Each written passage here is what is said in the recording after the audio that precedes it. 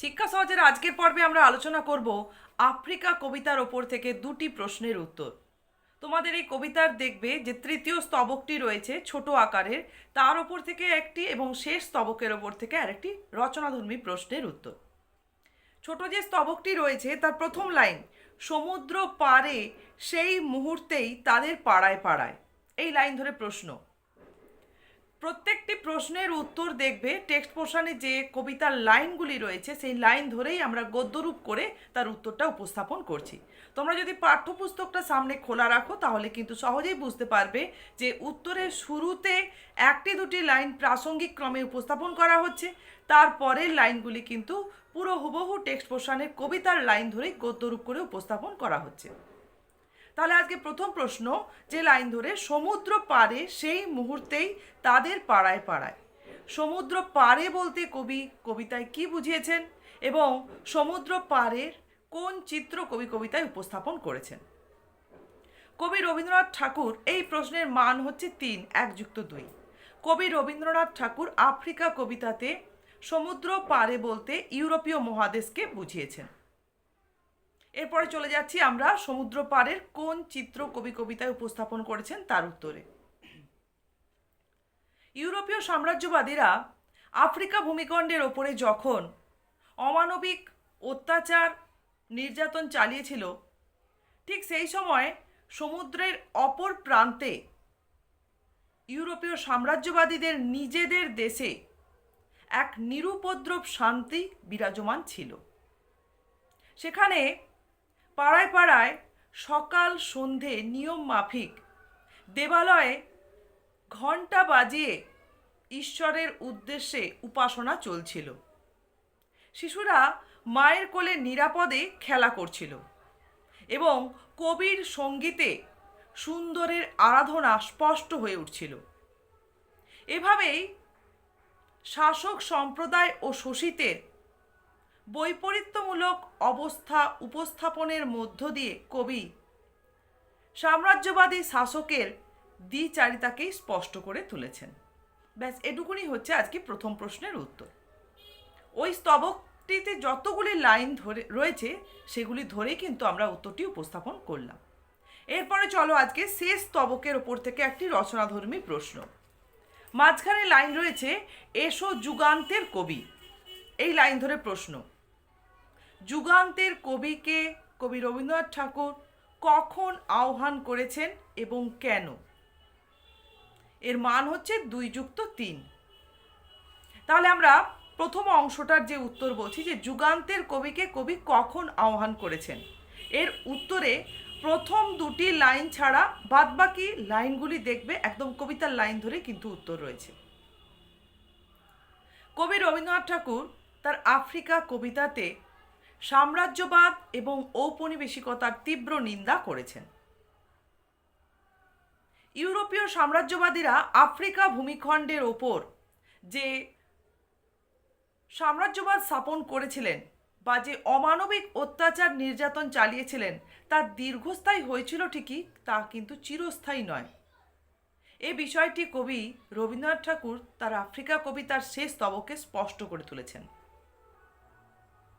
এখানে পশ্চিম দিগন্তে বলতে কবি ইউরোপীয় সাম্রাজ্যবাদ এবং ঔপনিবেশিক শক্তিগুলির আফ্রিকা ভূমিখণ্ডের ওপরে যে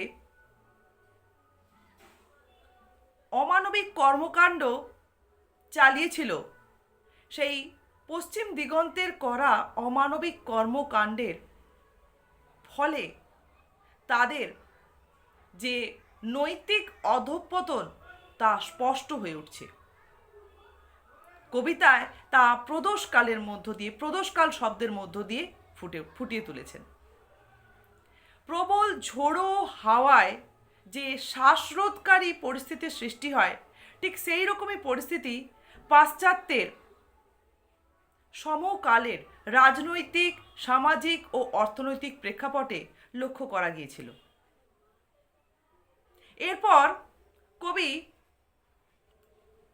ব্যক্ত করছেন কবিতাতে যে ইউরোপীয় সাম্রাজ্যবাদীরা আফ্রিকা ভূমিখণ্ডকে ঘিরে যে পাশবিকতা, অমানবিকতা প্রদর্শন করেছিলেন, তাতে করে আদিম যুগের অরাজকতা, বর্বরতা এবং বন্য পশুর ন্যায় মানুষের হিংস্রতা স্পষ্ট হয়ে উঠেছে বিশ্বের দরবারে। কবিতায় কবি অশুভ ধ্বনি বলতে ইউরোপীয় সাম্রাজ্যবাদীদের এই বর্বরতা, অমানবিকতাকেই প্রতিকায়িত করেছেন।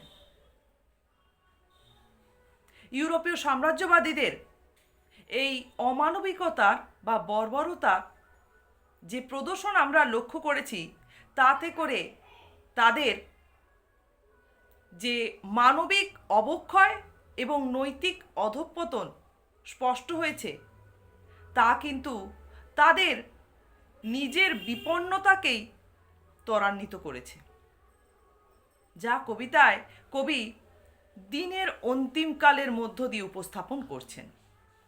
এই পরিস্থিতিতেই কবি রবীন্দ্রনাথ ঠাকুর যুগান্তের কবিকে আহ্বান জানিয়েছেন। এটা গেল এই প্রশ্নের প্রথম অংশের উত্তর। এরপরে কবি কেন যুগান্তের কবিকে আহ্বান করেছেন? কবি সাহিত্যিকরা সত্য ও সুন্দরের পূজারী হন, তাই কবি যুগান্তের কবিকে মানবতার স্রষ্টা এবং মানবতাবাদের স্রষ্টা এবং যে সত্যের পূজারী স্বরূপ আহ্বান করে মানহারা মানবী আফ্রিকার দ্বারে উপনীত হওয়ার জন্য বলেছেন, যেন যুগান্তের কবি আফ্রিকার ক্ষতের ওপর ভালোবাসার প্রলেপ দেবেন। শুধুমাত্র ক্ষমা প্রার্থনার কথাই কবি কবিতায় ব্যক্ত করছেন যুগান্তের কবির উদ্দেশ্যে।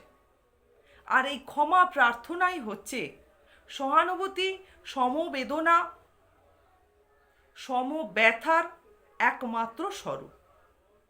ইউরোপীয় সাম্রাজ্যবাদীদের দেশগুলিতে সেই সময় চলছিল এক রাজনৈতিক অরাজকতা।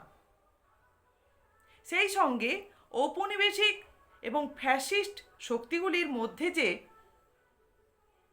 ক্ষমতার জাহির করবার একটা টানাপোড়েন বা ক্ষমতার হস্তান্তরের প্রতিকূল পরিস্থিতির সৃষ্টি হয়েছিল, তাকে কবি কবিতায় প্রদোষকাল নয়, হিংস্র প্রলাপ বলে অভিহিত করছেন। কবিতার একদম শেষ অংশে কবি মনে করছেন, রবীন্দ্রনাথ ঠাকুর মনে করছেন যে, বা ব্যক্ত করছেন কবিতাতে, এই হিংস্র প্রলাপের মধ্যেই যুগান্তের কবির ক্ষমা প্রার্থনা একমাত্র হবে সভ্যতার শেষ পুণ্যবাণী। তাই মানবতার পুনঃপ্রতিষ্ঠার লক্ষ্যে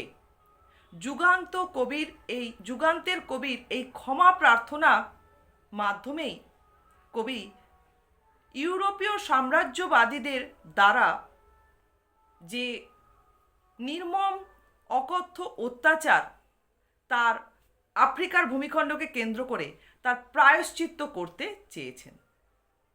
এই কারণেই কবি যুগান্তের কবিকে আহ্বান জানিয়েছেন কবিতায়।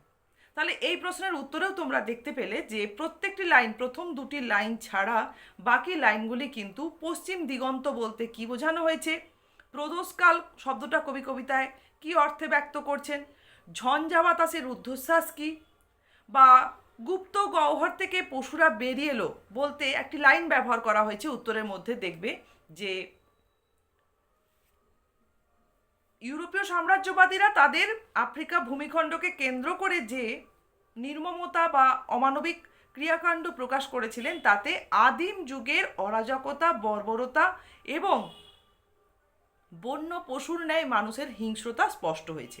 এটা কিন্তু এই লাইনের অর্থ। এরপর মানহারা মানবী বলতে আফ্রিকা ভূমিখণ্ডকে বোঝানো হয়েছে, হিংস্র প্রলাপ বলতে কি বুঝিয়েছেন, এই প্রত্যেকটি লাইনের অর্থ উপস্থাপন করেই কিন্তু আমাদের এই শেষ স্তবকের প্রশ্নের উত্তর দিতে হবে।